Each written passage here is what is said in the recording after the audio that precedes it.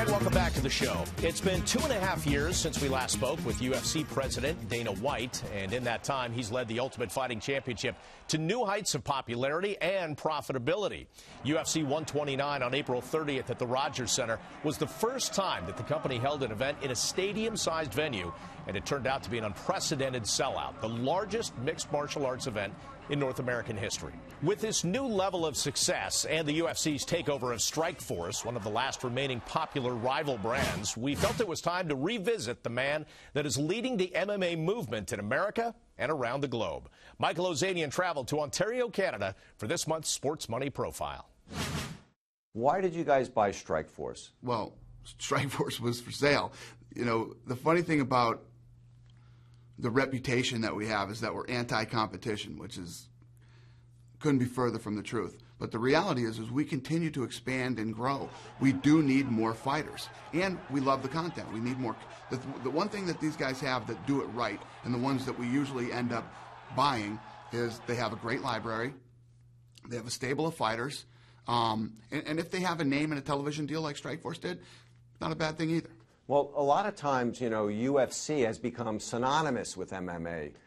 So that would seem to, you know, make me believe that there's a challenge in taking these other companies with these other brands and merging them into UFC because of the brand strength of UFC. Right. What is the trick to doing that successfully? No, it's true. But the thing with Strikeforce is when we acquired them, they have a deal with Showtime. We're working with Showtime now, which I've had a very rocky relationship with, but Lorenzo is working with them right now. And we're going to try to run this thing separately, and we'll see how it goes. We'll see if we can pull it off and we can make it happen. If it didn't happen, the worst case scenario that happens if we own Strikeforce is these guys roll over into the UFC. Are you worried at all about increasing the number of fighters at a fast enough pace? Yeah, well, that's our thing. The great thing about this sport is mixed martial arts is the new martial art.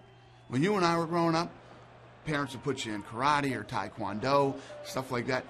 Kids are taking mixed martial arts. This is what women, children, businessmen, guys who want to fight, this is what they train in. And not just here, but all over the world.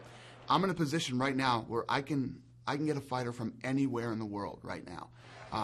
And I think as this thing continues to grow and progress, guys that would have played baseball, basketball, football, guys who are real athletes, you're going to see a lot of them now becoming mixed martial artists. What are your plans for the women in Strikeforce? Yeah, well, there's this big misconception out there about me that I don't like women's fighting and everything else. I have no problem with women's fighting. The problem right now, it was a problem with boxing, and it's the problem with MMA right now, is you don't have enough women that are good enough to create an entire division. So what you get is you know, a couple of women that are really good and a lot of women that really aren't. And I don't like lopsided fights, especially with women. So as the sport continues to grow, if there are more and more women where you can actually create an entire division with a lot of talented women, I'm all about it. I know you've had investors interested in getting a piece of you for several years. That's why I was a little surprised about a year and a half ago you sold 10% to Flash Entertainment. Why did you do that? Everybody was coming at us and wanted to either buy or buy into it. And we didn't need the money. There was no added value in bringing any of these guys on board. Why? It didn't make sense. But when we hooked up with Flash Entertainment from Abu Dhabi, these guys are the largest investment firm in the world. These guys, not only do they have the capital, but these guys have relationships. This was more of a strategic move for us. These guys were good business partners to get in, especially as we continue to expand. Can we fly over there and set up meetings in China? I don't know. Maybe we could do it. With these guys, we can. Even in the UK, in India, these guys were good strategic global partners. And it was actually the best move we ever made.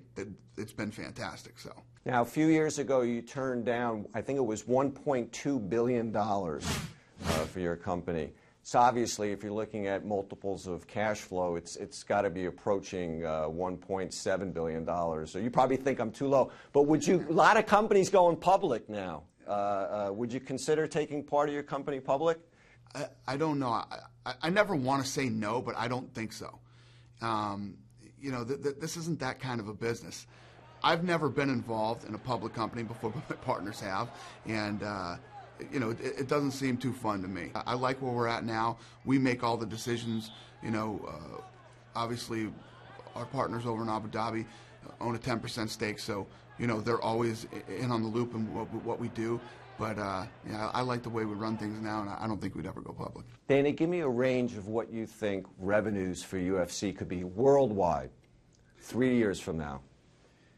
God, that's a good question. I honestly, I think, and people that are watching this, and yourself included listening to me, you think that I'm biased and that I'm this guy that, 10 years ago, people told me when I would say, we're going to be bigger than boxing.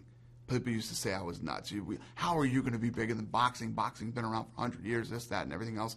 Well, we're bigger than boxing and wrestling combined now.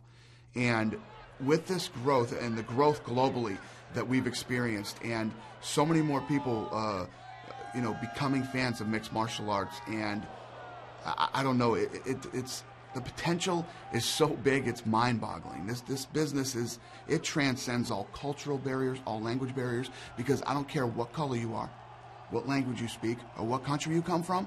At the end of the day, we're all human beings, and fighting's in our DNA, man. We get it, and we like it.